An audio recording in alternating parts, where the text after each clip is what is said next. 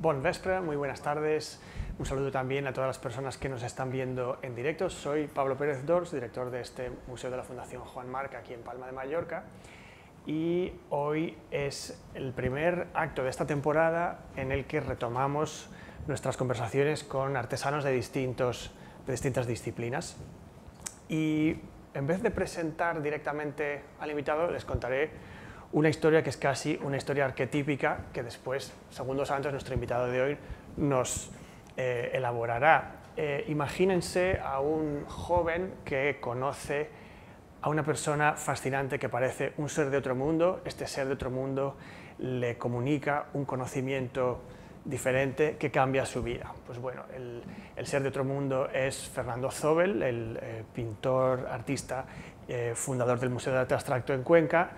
El joven es Segundo Santos y el conocimiento secreto es, por supuesto, el arte de hacer papel, que es el oficio al que ha dedicado su vida Segundo Santos. Entonces, Segundo nos contará durante la tarde de hoy pues, bueno, su historia de amor con el papel, un medio pues, humilde que los artistas han usado y siguen usando. Muchas veces no le damos la importancia que merece, o lo hemos podido ver como la obra sobre papel como algo un poco secundario, parte del proceso creativo, pero merece que le prestemos atención y los artistas así lo piensan también. Esto es algo que creo que veremos durante la charla de hoy. Como siempre, al final tendremos un tiempo para hacerle preguntas a nuestro invitado, así que bueno, sin más dilación, Segundo, es un placer tenerte aquí. Muy buenas tardes. Muchas gracias, Pablo, y buenas tardes a todos y gracias por el interés. Yo he pasado 46 años haciendo papel, pero no he dedicado ninguno a contarlo, con lo cual mis habilidades son bastante limitadas. El conocer a Fernando Zóbel para mí fue fundamental. En un momento de mi vida, yo tenía 16 o 17 años, estudiaba en una escuela de maestría de delineación, soy delineante de profesión, y pasé por primera vez al Museo de Arte Abstracto y fue como entrar en una película de Jerry Lewis. El único color que había visto era ese. Venía de un mundo gris y entré en un mundo de color con una gente con un estilo completamente distinto. Algún tiempo después, en Cuenca, hay un paraje que se llama Molinos de Papel, en donde bueno, se hizo papel desde el siglo XV hasta el final, hasta mediados del XIX. El papel más fino de España en el siglo XII se hizo en Cuenca, por una serie de cosas que no vamos a contar aquí ahora. Fue un siglo de crisis importante. Y estas conversaciones mantenía con Fernando Zóbel y tenía yo interés en hacer papel, pero para hacer papel había que buscar documentación y había que buscar libros. Naturalmente en aquellos años, en el año 78, 79, había pocos, internet no se imaginaba. Ahora es fácil acceder a cualquier tutorial y más o menos te pueden decir cómo se hace. El primer libro que encontré que hablaba de cómo hacer papel es una traducción, es este libro que encontré en la Biblioteca Nacional, que estaba en venta en facsímil en alguna librería de Madrid. Entonces, hablando con Zóbel, le dije, he encontrado un libro, lo voy a comprar. Dijo, compra dos, porque él era un bibliófilo. Y después, cuando le entregué el libro, digo, mira, esto está muy bien para el siglo XVIII, para 1778, pero ahora, y está muy bien explicado. Ese libro, si alguien lo tiene, verá que todo está muy bien explicado, pero claro, para esa época. Y ellos contaban con lo que necesitaban entonces para hacer papel. Entonces él me habló de un libro que tenía, o que iba a conseguir, no puedo citar al autor si es el título, que era Cómo hacer papel en la cocina de casa. Era un libro de un americano. Al americano se le olvidaba decir que la cocina ya no servía para cocinar. Pero con ese libro, que quitaba mucho drama, porque yo había visitado antes una biblioteca en Cuenca que es como la del Nombre de la Rosa, la biblioteca del Seminario Conciliar, donde hay unos ejemplares únicos. Entre otros está la Biblia políglota de Arias Montano, que es una preciosidad, pero claro, tomar como ejemplo eso para hacer papel a alguien que empieza es un poco exagerado y fuera de lugar. Con el libro de Fernando Zóbel, siguiendo sus instrucciones, conseguí al final hacer unas hojas de papel. Esas hojas de papel y esos grabados tienen 40 y tantos años. Los tengo en casa enmarcados y los hizo el pintor Bonifacio Alfonso, que le llevé la hoja de papel. Ese papel no contiene ni reserva alcalina ni nada. Y está hecho con una pantalla que no recuerdo cómo la hice. La pantalla es la forma que se utiliza para tomar la pasta y después depositarla sobre el fieltro Luego veremos algunas diapositivas donde sale una alumna haciendo papel.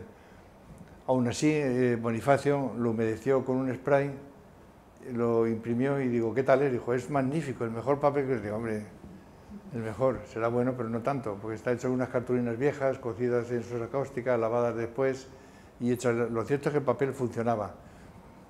Hubo que hacer después otra cosa, que es la forma, la pantalla, que a todos los que empezamos a hacer papel nos tenía fascinado, o nos tiene fascinado, veo, que sea perjurada. La pantalla perjurada es esa pantalla que está hecha con metal y que cuando la ves al trasluz ves los hilos del papel. A eso se le atribuye una cualidad que realmente no tienen. Cuando se dice que es un papel de más calidad, no. Lo que ocurre es que normalmente cuando se hace el papel perjurado se utiliza mejor material, por lo que sea, por lo que va destinado al papel, que se cree que eso puede funcionar mejor o peor. Esta pantalla, este bastidor, es un dibujo de Oriol Valls i Subirà, que escribió la historia del papel en España, que estuvo en Cuenca. Yo le acompañé por los distintos molinos y demás para que tomara fotografías y datos. Aunque yo la había hecho ya, había construido una pantalla la había hecho ya con otro bastidor distinto, pero vamos, este es del siglo XV y en fin, le tomo nota y al final terminé construyendo uno. Eso lo hice más que nada porque una productora china quería saber cómo se hacía papel en Europa y querían ver las pantallas, como decía, ellos se hacen con un telar, pero este es más antiguo que los telares chinos. Bueno, este lo he hecho yo, pero claro, naturalmente el sistema, esto parece más difícil de lo que realmente es más entretenido que difícil. A cualquier persona que tenga interés se le explica en una mañana y está haciendo la pantalla. Lo que pasa es que, en fin, después de esto, construir la pantalla, que es esta. Si esa pantalla la utilizamos, hacemos papel, va a quedar marcadas, la marca al agua es a ese que se ve ahí al revés, y las líneas se van a ver en el papel. Ya digo que eso no hace que el papel sea mejor, porque si con la misma pasta hacemos una hoja de igual tamaño con vitela, con una tela normal, el papel va a ser el mismo, lo único que va a cambiar es lo otro. Pero es difícil. Esta pantalla la he traído, es de aluminio. Simplemente he elegido la de aluminio por hablar de otros materiales. Normalmente son de madera y llevan unos pontizones, llevan unas maderas para sujetar el centro y demás, que en este caso se puede tensar más, es de acero, la tela es de acero y no lo necesita. Esta es la que se utiliza para hacer el papel que vamos a ver ahora, que lo hace una de las alumnas, es un papel azul. Hay otras pantallas que son interesantes, que es que los americanos lo inventan todo, que son las perjuradas pero hechas en 3D. Entonces tú le das la información a la máquina, yo no sé cómo se hace eso, pero sí he visto alguna, tengo una pequeña, incluso le puedes incorporar la marca al agua. La marca al agua, por complicada que sea, la va a reproducir y la reproduce muy bien. Y entonces tienes la pantalla que, bueno, yo me imagino que será el paraíso de los falsificadores, porque para hacer un libro antiguo con eso y tal, será hacer sacas 3 hojas distintas y ya tienes. Bueno, el material del papel es algodón y lino, o algodón por un lado y lino por otro, o como se quiera. Estos versos de Lope de Vega están dedicados al papel. Eso en Occidente. En Oriente hay muchos más materiales. Aquí también está el cáñamo y está el yute, en fin, hay varios más para hacer papel. La pita y el sisal, que es lo mismo, se pueden utilizar. Los chinos incorporan varias mezclas, varios materiales, que cuando alguien le dice que quiere hacer papel como el chino, dice, hágalo usted. Hágalo usted, que vamos, está usted invitado a lo que quiera. Solamente contaré por encima lo que yo he visto. Tiene unos árboles que son una especie de moreras, donde las ramas que tienen 7 años son las que cortan. Estas ramas se cortan, se les saca la corteza, y a la corteza tiene una subcorteza que hay que sacar también. La blanca es la que se quedan, que la cuecen. La paja de arroz es una paja que es de un arroz, pero no es de un arroz normal, es otro, que ellos saben cuál es y me imagino lo dirán. Al lado de las fábricas tienen unas montañas, unos montes que están todos cubiertos de piedra. Claro, es un trabajo chino, o sea, es un trabajo terrible, para extender las fajas de esto y que no crezca la hierba. Eso está ahí durante 3 años. Durante 3 años van subiendo papel, paja nueva, la van removiendo, la otra y van bajándose la que va cumpliendo 3 años, que le cae la lluvia, le cae el sol, le cae todo, pero no se pudre. Eso es lo que van a utilizar. Entonces, con eso y alguna cosa más hacen el papel, como para ponerte a invitar a los chinos. Esta pasta es azul porque entonces estaba haciendo la luna, estaba haciendo ese papel que le interesaba por alguna razón. Aquí está sacando la hoja de la tina y allí la está poniendo. No sé si alguien ha visto hacer papel, la operación aparentemente es sencilla, pero bueno, tiene su truco. Está utilizando una mesa redonda porque la mesa redonda permite sacar mejor y que se deforme menos la hoja. El fieltro que utiliza es goma espuma. La goma espuma tiene una ventaja que es barata, se adapta perfectamente y funciona de maravilla. Lo que pasa es que decir goma espuma parece que, en fin, que está degradando. Esa es la hoja ya cuando la ha dejado. Ahí se nota perfectamente la curva que hace la mesa, que en principio parece que va a ser un inconveniente y no es un inconveniente, es una ventaja, porque es que la fuerza que ella haga, sobre todo si el papel es fino, la va a hacer sobre una línea. Entonces esa línea va a permitir que se expulse el agua y el aire. Sin embargo, si la pones directamente es más fácil que, en fin, que salga peor. Nos hemos saltado la prensa, pero ahí sí, mira, cómo es la hoja recién puesta y cómo es después de prensar. Ya tiene resistencia mecánica suficiente para poderla manejar. Esa es la misma hoja y este es el secadero. Esta es una de las formas de secar, donde bueno, se le ha puesto arriba un tope para que no marque la pinza, se le deja al aire 2 o 3 días o menos, depende cómo sea, se puede añadir calor o aire frío simplemente que circule bien y ya está. Llegando a este punto, de cuando yo empezaba, ya hacía papel, fundamentalmente papel blanco para artistas, para ediciones de grabado y demás, cuando Lucio Muñoz me propuso hacer papel grande. Pero grande, hablamos de 2 metros por 1,50 y cosas así, muy grande, porque tenía un tórculo enorme, pero claro, había que hacer un papel para eso y nos tenemos que asegurar que funcionaba. Entonces, para que funcionara ese papel, ahí sí que hubo una buena colaboración con el artista, quiere decir que hicimos una investigación que salió bien. El papel tiene que ser de peso, al decir peso quiero decir, como vulgarmente se dice, gordo, pero al mismo tiempo tenía que estar no tan prensado, porque no era necesario. Eso le daba mayor, aparentemente no, le da más volumen y permite sacar más volumen a los hendidos que le hace. Ese fue un papel maravilloso que hicimos allí durante algún tiempo. Un año, la Polígrafa, una empresa de Barcelona, editaba a Tapies y lo que llevó a Arco fue en el año 85. Esto fue en el 84, eso sería ya en el 85. Todo lo que llevó era papel nuestro, hecho con grabador de Tapies. También lo utilizó Chillida, lo utilizó Sempere, lo utilizó Gerardo Rueda, en fin, todos ellos, ahora cuando los veo aquí en el museo, prácticamente todos han sido clientes míos en la época cuando hacían estas cosas. Estos son papeles decorados. El papel decorado es relativamente fácil de hacer y además es muy agradecido. O sea, si se elige bien lo que se va a utilizar para decorarlo, el papel funciona muy bien. El problema que tiene el papel decorado es que cuando lo ven los pintores, yo entonces trabajaba exclusivamente para pintores, dicen, ya la obra ya está hecha, a ver qué hago yo aquí ahora. Entonces se compraban una y decían, todavía tengo la del año pasado, digo, pues tenemos un negocio maravilloso. Entonces lo que decidí fue utilizarlo yo.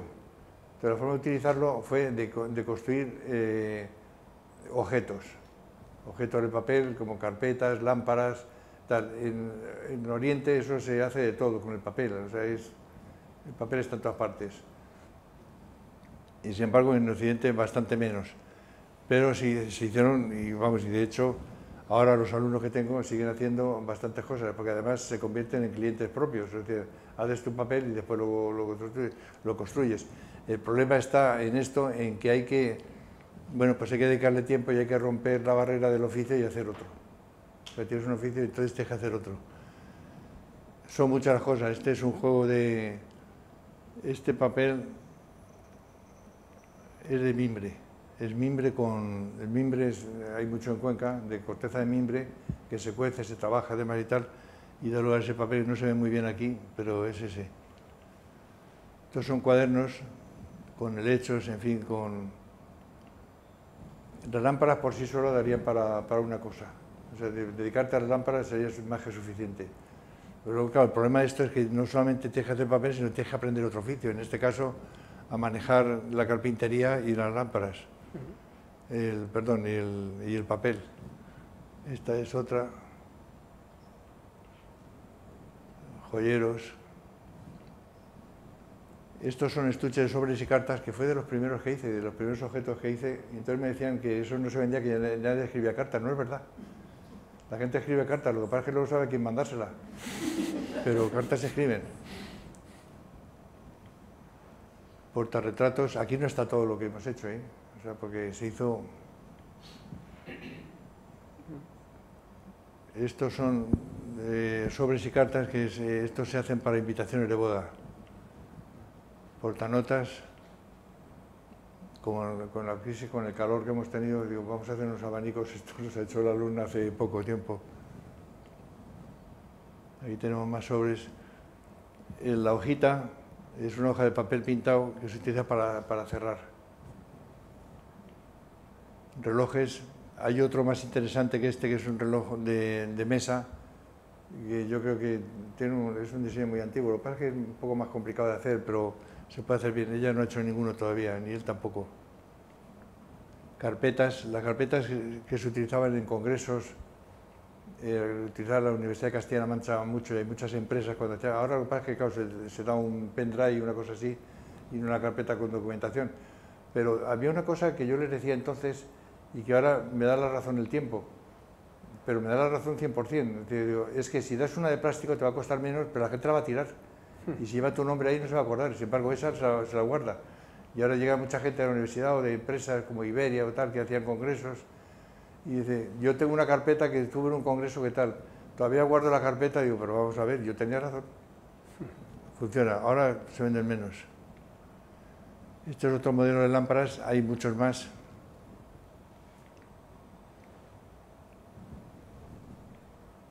Este es otro de los juegos.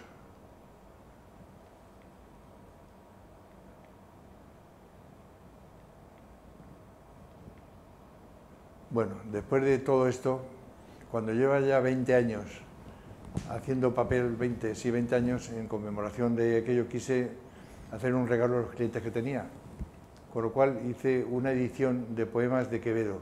Podía haber sido otro autor, pero bueno, elegí Quevedo porque, bueno, había encontrado una antología de Borges, que elegía unos poemas de Quevedo que me parecía muy buena, así que yo elegí de la antología de Borges, hice una antología, por lo cual no me equivoqué. Los poemas eran todos de calidad estupenda. Hubo que hacer el diseño, el papel y la encuadernación, hubo que aprenderlo todo, porque aunque sepas encuadernación, cuando utilizas otro material tienes que adaptarlo a eso y muchas veces es reinventarlo. O sea, no vale solamente decir, lo tienes que reinventar y tienes que aceptar pues las ventajas y también los inconvenientes. Lo mandé el libro este a los clientes y al día siguiente de recibirlo me estaban llamando, la mayoría diciéndome, mándame dos, que me han quitado el que tenía y quiero regalar uno, dime lo que vale. Mándame otro que no sé qué. Entonces vi y digo, bueno, pues esto puede ser interesante. No me dio tiempo porque antes de eso la universidad me había encargado ya una edición de poemas de Cervantes, porque era un centenario y demás, y después otra de Góngora, y ahí se inició el funcionamiento de la editorial. La editorial empezó llamándose Ediciones Artesanas y acabó, bueno, en este momento hasta hace 4 días, llamándose Segundo Santos Ediciones, papel hecho a mano y demás y tal. Los libros son una satisfacción y son un goce. He conocido, gracias a los libros, a los mejores poetas del país en el momento. O sea, desde Ángel González, Clara Janés, Colinas, Genaro Tanés, en griego Sarantis Antiochos, con el que presentamos en la Biblioteca Nacional, que no es mal sitio para presentar cosas, presentamos todo lo que yo edité de Sarantis Antiochos, una obra en inglés, en castellano y también en griego. Lo último que he hecho ha sido en griego, que es el último que hice, que era La mirada hereje. La mirada hereje, que es claro, La mirada hereje juega un poco, cuando ves la etimología de lo que significa hereje, en la etimología cristiana o latina, mejor dicho, significa que comete herejía. El que comete herejía para los cristianos va a la hoguera. Sin embargo, en griego, el hereje, herético, significa el que elige libremente. Y me pareció un buen título para una colección. Lo que pasa es que ya no, por diversas razones, no la he podido continuar, pero era una colección verdaderamente interesante para finalizar mi paso por la editorial. Luis García Montero, este libro que se llama Almudena, se hizo antes por el prólogo de ella, antes de morir, claro, ella naturalmente, y es un libro al que yo le tengo especial cariño por los poemas y por Luis García Montero. En los libros tengo siempre autores clásicos y contemporáneos. Los contemporáneos ya he citado algunos, y los clásicos, pues Garcilaso de la Vega, Cervantes, el Cantar los Cantares, las coplas de Jorge Manrique, en fin, hay bastante, ya digo que son más de 100 títulos los que he terminado editando. Este es de una amiga artista, Concha Ros, con poemas de otra. Este es el Santis Antíocos del que he hablado antes, quien, hicieron 8 o 10 cosas, se han editado de él. Este libro de unos amigos, Santiago Meo Valverde es el autor de los poemas, Miguel Ángel Mosé hizo los dibujos y David Hurtado hizo una música. Este libro se vende con un CD donde hay una música. Lo que pasa es que iba a ser pequeño, pero a Santiago Meo Valverde, como a Miguel Ángel Mosé, no se le puede dar nada, pues dices que hacen 1 y hacen 12 de lo que le des, y todo lo completan y todo tal, y luego hay dificultades para reproducir, pero bueno, es una gente que son auténticos agitadores. Bueno, Miguel Ángel ya ha fallecido, agitadores culturales, es decir, una gente con la que se está muy a gusto trabajando. Esto es el Cantar de los Cantares. Todos los libros, aquí he traído uno, pues si alguien lo quiere ver después, cómo son los libros de papel hecho a mano o con orografía, he traído uno para que se pueda ver.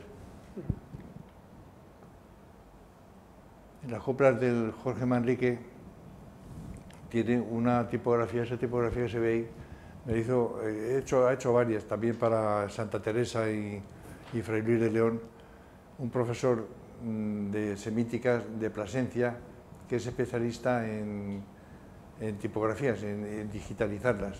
Entonces esta está tomada de una edición de Lisboa del 1500 y pico. La ha transformado y me la pasó. Este dibujo pertenece a este libro, este se puede ver aquí ahora. Este es de Santa Teresa. Claro, estos libros lo que tienen es que hay que verlos en directo, y hay que tocarlos, y hay que olerlos en cierto modo, porque es que, claro, cuando yo me puse a vender estos libros ocurría que en el mercado no existían, entonces no había competencia, pero ahí donde tienes la virtud tienes la debilidad, que si no se conocen tampoco se compran, porque no saben lo que están comprando. Entonces el éxito viene siempre de enseñarle al librero o a la librera y ver que a ella le gusten. Si a ella le gustan, funciona, y además se venden, literalmente lo que digo, de 2 en 2. Costaban 90 euros cada uno de venta al público, 100 y alguno y tal, y se vendían de 2 en 2, porque siempre compraban uno para hacer un regalo y otro que se quedaban ellos. Y muchos decían, me he quedado sin el libro porque vinieron a una cena unos amigos a casa y se lo han llevado, para darme uno y tal, en fin. Es el caso de los libros de estos que me han dado una gran satisfacción. A lo que me dedico ahora, esto ya es un ejercicio personal, son a hacer este tipo de cosas. Ahí he traído uno también, no sé si está en la foto, sí, no, que son libros de artista. El libro de artista es una modalidad de arte, donde, bueno, se llama libro de artista y es la libertad. Bueno, el arte es la libertad siempre, pero en este caso da un paso más porque utiliza el soporte del libro en apariencia para hacer las obras que consideran. Este es uno de ellos. Me parece que, claro, aquí estas cosas hay que verlas, hay que tocarlas, no se ven, en fotos no. Este también lo tengo, aquí lo he traído, lo tengo por ahí en algún sitio. Pues esto es, este de aquí. La idea es de un cuadro de Rafael, un trozo, un fragmento encontrado. Entonces ese fragmento encontrado lo he guardado dentro de una caja, entonces lo abres y te encuentras el fragmento de ese cuadro. Esto me están pidiendo que haga exposiciones, pero la verdad es que no lo veo claro hacer una exposición porque no soy pintor. Y aunque todo el mundo dice eres un artista, pero bueno, yo que he trabajado con artistas toda mi vida sé lo que es ser un artista. Y sé que un poema, hasta que le vemos la luz y decimos este es un poema redondo, le han quitado una coma, le han puesto una tilde, le han quitado no sé qué, le han añadido una palabra, se tarda lo que no está escrito. Bueno, lo que está escrito por ellos, por los autores. Pues esto es lo que ha sido mi vida, no sé si me dejo algo de lo que te he contado probablemente. ¿Y cómo era trabajar con artistas pues, como Eusebio Sempere o Zobel mismo, Muy fácil. Gerardo Rueda? Muy fácil. Cuanto más importantes, mejor, o sea, más fácil de trabajar. El problema es cuando alguien te viene con una idea que tiene en la cabeza que es imposible entrar en ella. Y quieren hacer lo que hace Lucio Muñoz, pero no son Lucio Muñoz. Entonces quieren que saquen más relieve que Lucio Muñoz, pero no tienen los aparatos, ni tienen la técnica, ni tienen el conocimiento. Y al final, bueno, pues la cosa acaba mal. Con Lucio Muñoz era un caballero. Zobel era un caballero y Sempere era un caballero. Quiere decir que, y lo digo en el sentido antiguo de la palabra, es decir, una gente que te escuchaba y que te pedía cosas, pero al mismo tiempo te permitía, te daba libertad para hacer. Y desde luego me pasó también con Chillida, no le traté tanto, con Tapies bastante, y todo se hizo, sí, fluía mucho. El problema es cuando das ya con la segunda fila, y no siempre es así, pero muchas veces, claro, tienes que entrar en sus ideas y es imposible entrar, porque además no son capaces de comunicártelas. Y quieren una cosa y dice, y además hay algo curioso, si funciona es mérito del artista, que lo es, pero si no funciona es fracaso del papel, pero indefectiblemente, o sea, siempre es así. Yo había un momento que decía, mira, llévate la hoja a la prueba si te vale bien y si no, si no viene me lo dices y ya está. Es que tiene que ser más gorda, pero si te va a dar igual, porque además no tienes la presión suficiente o no tienes no sé qué, y no se lo creen.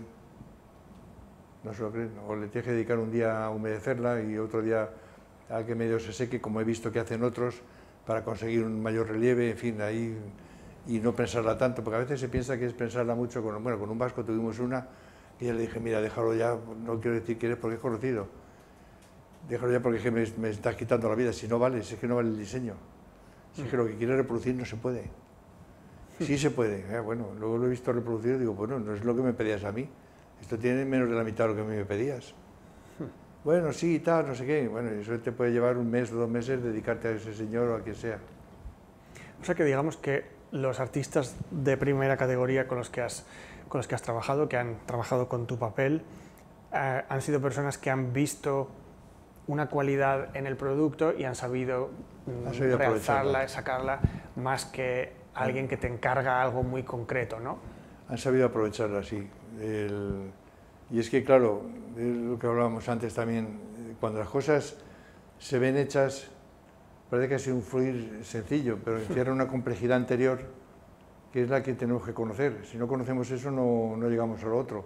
O sea, tú la ves hecha, van saliendo y, bueno, pues está muy bien, está muy tal, pero previamente había una preparación, y esa preparación lleva más tiempo muchas veces que la estampación de la pieza. Pero yo qué sé, si es que bueno, con los libros he tenido algunas cosas que me dicen cómo tiene que ser el libro y que lo firme yo. Digo, bueno, si me dices las ilustraciones que lleva, los poemas que lleva, las hojas que lleva, el tamaño, las que metes y las que quitas, pues fírmalo tú. No, es que tú quieres que sea mío, pero lo quieres hacer tú, eso es imposible. Eso ha pasado varias veces. Segundo, ¿qué tipo de conocimiento nos puedes como dar un ejemplo de algo que has aprendido con tu experiencia a lo largo de años de hacer papel, cosas que no hubieras imaginado poder hacer en tus comienzos y que, bueno, ¿cómo es este proceso de sofisticación, de poder hacer productos cada vez más, no sé si llamarle complejos o más ambiciosos? ¿Cómo han sido para ti esos? ¿Qué hitos ha habido en tu Yo creo que eso depende de la voluntad de hacer las cosas. Porque con el papel grande, cuando es de 1 metro y pico por 1 o por 1 y pico, entre 3 se puede hacer. Cuando es ya de 2 metros y pico por 2 metros, es decir, ya es otra cosa, hay que emplear una grúa.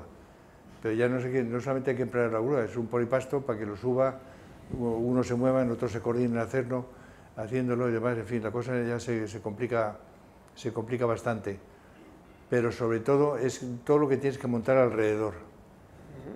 O sea, eso sí que tienes que, claro, porque el papel se queda la pasta sobre, como se ha visto ahí, sobre una pantalla gigantesca, que no es como esas porque tiene que tener otras cualidades y otras cosas, y le tienes que dar la vuelta y ponerlo sobre tal.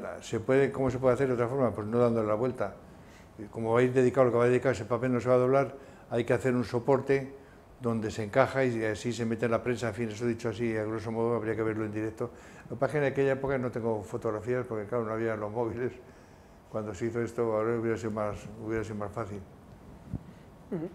Eso es, o sea, la decisión de hacer las cosas, eso sí que me sorprendió. Pensaba que yo era más joven y tenía más ganas de hacer cosas. Y entonces te ponías y las terminabas haciendo. Y luego encontrar gente que colabore contigo, eso es fundamental. Alguien que te haga caso de lo que está diciendo, que no opine, porque si no estamos perdidos.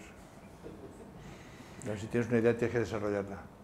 Y si después va mal, otra. Pero opinar, mientras estamos pegando tiros en la guerra, no se opina nada, se pegan tiros. Cuéntanos más sobre esto. ¿Cómo ha sido tu trabajo, pues como, digamos, al frente del taller, pues como mentor de aprendices o de... No, en este caso eran ayudantes, gente que contrataba. ¿Ayudantes? Pero hay una cosa terrible que cuando voy a decir, como lo iba a decir otra vez, ¿y si tiramos de aquí? ¿Y si tal? Digo, como alguien produce la palabra, ¿y si se va? Vamos a hacer lo que hemos dicho. Y lo vamos a hacer al principio, creyendo lo que estamos haciendo. Porque no se ha hecho nunca y no sabemos cómo va a responder. Pero si sale mal ya sabemos por dónde no. Volvemos con la siguiente. Y así es como se hizo. Y ya te digo que el papel grande, ya tan grande, ya la cosa se complicaba mucho. Aparte no era rentable económicamente. Un papel muy grande, me imagino que lo haces por encargo para alguien que ya sabe qué va a hacer con él. Por encargo siempre por encargo. Siempre por encargo y bueno, luego se hizo otro que no se prensaba. Es que claro, son muchas, de eso no me acordaba ya de ese papel, se hizo para Ripollés, el pintor de Castellón. Le hice mucho y era un papel sin prensar, de 2 metros por 1, también muy grande, que él utilizaba, ya ves que dice, es que utilizo planchas que son planchas de los barcos, donde hacía los grabados. Yo es que de barcos es lo mismo que de otras cosas, y no sé cómo es una plancha de barcos, de cuánto es, pero era un trozo de metal muy grande, que quedaba muy bonito, que seguramente le dije me parece que fue el que le dije que si utilizara otras planchas, el resultado iba a ser el mismo y era más fácil. Bueno, ¿cómo se puso? Y no le dije, ¿y si pruebas con otro? Le dije, si utilizas otra, te va a salir mejor y es más fácil porque lo he visto. O sea, yo no estaba probando, él sabía lo que había. Pero no, él sigue con esa idea porque eso le otorga bueno, también un poco más de, no sé, de romanticismo a la cosa. Es una forma de verlo. Segundo, y bueno, ya mi última pregunta, y pueden ustedes también preguntar otras cosas, pero me ha dado mucha curiosidad algo que has mencionado de pasada, de un lugar que se llama Molinos de Papel o algo así. Sí. Cuéntanos un poco de la historia de este sitio. Sí, ahí en este sitio, en este paraje de Cuenca, en el siglo XV, a final del siglo XV hasta mediados del XIX, se estuvo haciendo papel. Eran fábricas, entonces había papel por todas partes, o sea, fábricas ahí donde había agua, había material, se hacía papel porque la demanda era altísima. En el siglo XVII, es lo que comentábamos antes, hubo una crisis en España terrible porque, bueno, coincidió con la expulsión de los moriscos, y los moriscos eran los que se habían quedado con la fabricación de papel, porque el papel hay que tener en cuenta que entró en España por Sátiva, que era un reino musulmán. Entonces, bueno, después de años y tal, los que lo vendían eran los judíos y los que lo fabricaban eran los moriscos, que luego tuvo sus altibajos, pero el papel no siempre fue aceptado bien, o sea, se quiso eliminar, pero en fin, son como los ordenadores que vienen para quedarse y ya puedes hacer lo que quieras. Entonces, en España la crisis demográfica fue importante, Me parece que eran 20.000 o 200.000, o no sé cuántos, no, 200.000 no serían muchos. No sé, que hay cifras que no están tampoco los estudiosos totalmente de acuerdo, pero esa la daban por buena, lo que pasa es que no la recuerdo yo bien, pero bueno, todos eran, se dedicaban a lo que fuera, pero muchos de ellos al papel, y eran los expertos en papel. Sin embargo, España no había evolucionado en la fabricación, curiosamente siendo el sitio donde más tal. Eso fue consecuencia de la expulsión de los judíos. Como consecuencia de la expulsión de los otros, claro, se quedaron los cristianos haciendo papel, y no quiero decir que dejaron a más tonto al timón, pero parece ser que sí. Digamos que quedaron consumidores de papel, pero no tanto productores de papel. Que nada, y además no avanzó nada la producción, ni siquiera pues ya la marca al agua ya se utilizaba en Génova, se utilizaba en Holanda, se utilizaba en Fabriano en Italia, en varios sitios, y en España no. Los genoveses tenían prohibido salir del país, si eran fabricantes y tal, pero llegaron a Cuenca. Y en Cuenca montaron molinos, O'Tonnell montó un molino, después vino Picone, y esos empezaron a hacer el primer papel fino que se hacía en España. Entonces nos hacía, hay que tener en cuenta una cosa, que España suministraba papel a todo el mundo, y todo el mundo quiere decir al imperio, y España no era lo que es hoy, era como Estados Unidos, o sea, por todos sitios tenía una guerra y por todas las partes tenía que llevar papel y demás, y no había. Entonces nos dedicamos pues a hacer ricos a genoveses, a holandeses y a todos estos. La Biblia de Arias Montano se imprimió en Amberes, y es una obra excepcional. Si alguien tiene la oportunidad de ver algún ejemplar, son 12 ejemplares que son una preciosidad por donde se miren.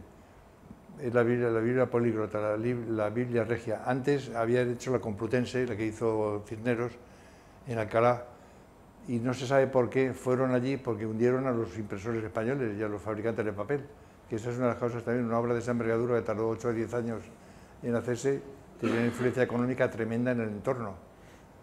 Y estos de Cuenca, de los molinos de papel, fueron los primeros. De ahí venían las conversaciones con Fernando, porque había gente que, algún libro que tenía yo de alguna historiadora de Cuenca que lo refería y demás, y ahí empezó lo del papel. Entonces, estos empezaron allí a fabricar papel y suministraban pues a todo el país. Pero antes el papel, fíjate, esto lo cuento como anécdota, cuando iban los moros, y los moros lo digo los magrebís, no en sentido peyorativo ni muchísimo menos, como bien se podrá comprender, a vender a Toledo, Alfonso X el Sabio ya lo compraba, porque decía que, y le llamaba, como le puse yo a la editorial, le llamaba el pergamino de trapo, que era una forma de introducirse, en el mercado, porque pergamino no había, era mucho más caro, era complicado de obtener, y bueno, pues, pero en fin, para contentar a todos, lo que hizo fue decir que para los documentos importantes se siguiera utilizando el pergamino, pero para los otros el pergamino de trapo. En fin, era una forma de camuflar y tal, pero esto se instaló. Unos años después, San Pedro Celestino en Roma lo prohibió directamente. Lo prohibió porque decía que algo que hacían los infieles no podía ser que lo tuvieran los cristianos, un acta de bodas o un testigo de bautismo tal, hecho por un infiel. En realidad era una artimaña para proteger a los ganaderos, a los que hacían los pergaminos y tal. Lo que pasa es que en esa época llegó un tal Gutenberg, que a todos nos suena de algo, en una mañana imprimió 20 Biblias y se acabó la discusión, ya no se discutió más. Esto es real, es decir, no son... Pero es que también, fíjate, cuando entró de China por Samarcanda, los árabes también estaban en contra del papel. Contra el papel hasta todo el mundo. Pero como era claro, ¿cuándo se instala el papel? Dice, cuando era se instala cuando es necesario, cuando la sociedad se burocratiza, cuando las relaciones se van haciendo no de persona a persona, sino por escrito, hace falta papel. Y entonces es cuando se instala de verdad hasta hoy. Por cierto, hay una cosa que le digo siempre cuando voy a algún instituto, y ustedes me podrán contestar, yo tengo la solución, Digo, ¿conocéis algún sitio donde no haya papel? No vale el espacio exterior ni el fondo abisal de los océanos, que no sabemos qué hay. ¿Alguien conoce algún sitio donde no haya papel? Ahora yo sé uno, me lo dijo una chica del instituto que me hundió en la miseria. Dice, yo lo sé, digo, ¿dónde? Dice, en los servicios del instituto. Pero además todo el mundo coincidía que no ha habido nunca, o sea, no es que lo han quitado, no ha habido nunca y no hay previsión de que haya jamás en los servicios. ¿Verdad? Pues excepto en los servicios de los institutos. Que No hay, en todos sitios hay papel. Nuestra cultura, nuestra civilización ha estado muy, muy pegada al papel, claro. Sí, lo ha creado un montón de metáforas. El papel, que alguna ya, claro, ya no se utiliza, pero era el catálogo del horror, cuando alguien te dice, te voy a empapelar, joder. Que lo que menos te imaginas es en papel pintado, te imaginas pues todas las multas del mundo, el catálogo del horror que te viene ahí. Ahora el ordenador no te detecta o lo que sea, pues ya te puedes morir también, no sale en ordenador por eso. Bueno, el papel veo que tiene una dimensión casi simbólica también y me parece interesante que haya sido un medio preferido por muchos de nuestros artistas españoles de la segunda mitad del siglo XX, los artistas que están en la colección de este museo, en la colección del Museo de Arte Abstracto Español en Cuenca. Creo que el papel también ha sido un democratizador del arte, porque un gran cuadro de Tapies o de Sempere o de cualquiera de ellos es algo que poca gente podía permitirse, pero quizás una edición de grabados con una tirada pues, de unos cuantos cientos de grabados permite que alguien de medios limitados, pero que le guste el arte, pueda tener pues, un pequeño museo de papel en su casa, ¿no? Sí, lo que pasa es que a ese respecto, y hasta donde yo soy capaz de comprender, eso era antes. Ahora, como el arte se ha convertido en billete de banco, pues entonces se compra aquello que se va a revalorizar. Y por alguna razón se piensa que el papel no. Entonces antes uno compraba un grabado porque le gustaba. Y efectivamente no se puede comprar un original pero de una tirada de 25 o de 20, pues está muy bien. O sea, decir, no es... Sin embargo, ahora los que tienen dinero compran lo otro y lo otro no se compra. O se compra menos. Por lo que me dicen, yo llevo ya algún tiempo que no estoy en el mercado y no sé cómo va, pero lo cierto es que ediciones como se hacían no se hacen. No se hacen ya. Ahora, lo que no quiere decir que esto dé la vuelta en cualquier momento, porque puede darlo, pero claro, se compra un cuadro para que un óleo que vale, yo no sé, lo que valga, 300.000 euros, porque al mes que viene, cuando sea, lo vas a vender 400.000, pues es que estamos desvirtuando también un poco el sentido del arte, que es el disfrute. Antes hablábamos de ir a los museos. A mí los sitios que más me gustan son los museos, las bibliotecas, las catedrales y los bares. Nunca por ese orden, depende cómo sea cada uno de ellos. Pero un museo es un sitio y el papel es algo mágico, hay un mundo mágico cuando se hace, cuando se utiliza y cuando se ve terminado. Es que hay algo más mágico, una hoja de papel en blanco es una invitación a la creatividad como pocas cosas, como un lienzo también, o sea, en el caso al que hablamos del papel. Y el papel que tiene menos, digamos, menos esta cualidad que puede intimidarle a uno, como es algo más humilde, que si sale mal se rompe y se tira, invita más todavía, ¿no? a pintarrajearlo, soltar lo que uno lleva en la imaginación en una hoja de papel. Es más inmediato, está muy cerca de la mano, digamos. No hay que usar, pues no sé, un óleo que luego uno tiene que limpiarlo y mezclarlo, hacer otras cosas. La inmediatez de una hoja de papel con un lápiz es algo que lo sigue haciendo atractivo a los artistas hoy en día, supongo. Sí, además, hombre, los dibujos que hay de Miguel Ángel o de Rafael o tal, son en papel, son una maravilla. Aparte se cumple aquello que decía Picasso, el tiempo también pinta, y aunque estén un poco deteriorados por el ácido, por la humedad o tal, no sé qué tienen que han ganado. Yo tengo algunas reproducciones en casa, reproducciones sin más de Miguel Ángel, y son una preciosidad. No están restaurados, es que simplemente le han parado la destrucción y son una preciosidad. Una hoja de papel es una invitación a... Bueno, el papel es que también pasa una cosa, que es que no ha sido barato nunca, es barato en estos tiempos. Pues, por favor, si alguien más tiene preguntas, estoy seguro que Segundo estará encantado de responder. ¿Usted también trabaja en cartón? O también me gustaría saber si es posible saber la diferencia entre papel y cartón. Gracias. Bueno, en principio a la hora de hacerlo, el cartón siempre, vamos, prácticamente siempre es reciclado. Y el papel, hablamos del papel de calidad, es de primera vez cuando se hace. De los cartones, de los papeles viejos, se hace cartón. O sea, y de los papeles viejos, lo que se va encontrando se recicla. Hay que decir una cosa respecto al papel, cómo nace. Y nace, bueno, curiosamente, nace de la basura. Esos desperdicios de lino, de algodón, de tal, que van a ir a la basura y tal, alguien lo recoge, lo somete a un proceso sencillo, relativamente sencillo, saca un producto nuevo, que es el papel, que una vez utilizado se puede volver a utilizar. Esto no se puede hacer así para siempre, pero muchas veces sí. Depende de lo que se ha utilizado, en lo que se ha puesto no. Pero el cartón es ahí venía al principio el arte del cartoneo, es el papel utilizado antes, o sea, el reciclado por excelencia. Eso es el cartón.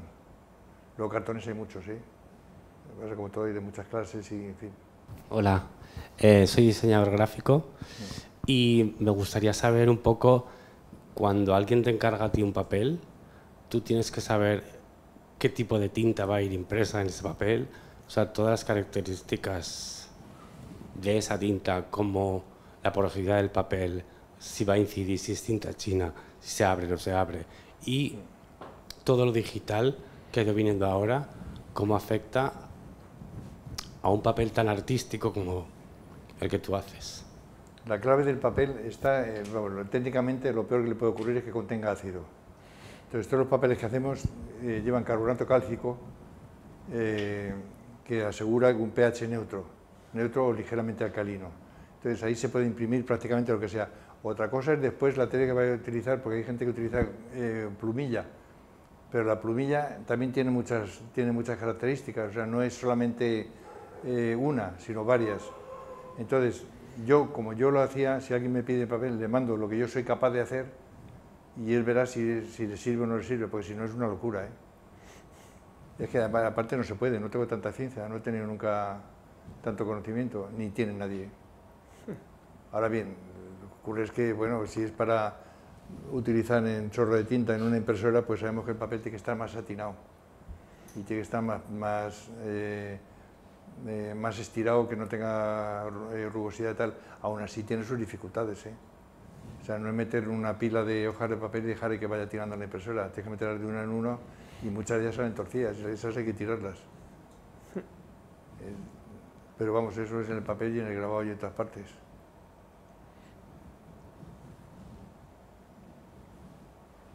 Pues bueno, Segundo, muchas gracias otra vez, me encanta cómo en esta conversación casi sentimos el tacto del papel, que creo que es algo característico, ¿no? Siempre que se habla con un artesano, al final acaba saliendo el tocar. Sí, sí, el papel tiene mucho de eso, claro. Dice una amiga mía amiga y clienta, es complicado eso. Que los libros que no solamente hay que tocarlos, dice que hay que olerlos. Y es lo primero que hace, es olerlos, siempre dice que bien huele, yo no huelo nada. O sea, ya llega un punto de esos que ya no huelo nada, pero sí, algo tiene la artesanía. La artesanía no se vende o se vende menos por internet que otras cosas. Y no se vende porque no se toca. ¿Y quién compra? A mí me han comprado libros bastantes por internet, pero gente que ha comprado antes, que ya no los encuentra en la librería y me los pide a mí directamente, es decir, sabe lo que yo luego voy a comprar. Pues bueno, Segundo, gracias por contarnos tu experiencia y gracias por haber estado hoy aquí. Pues muchas gracias a vosotros y a todos ustedes. Muchas gracias por su interés. Muy buenas tardes.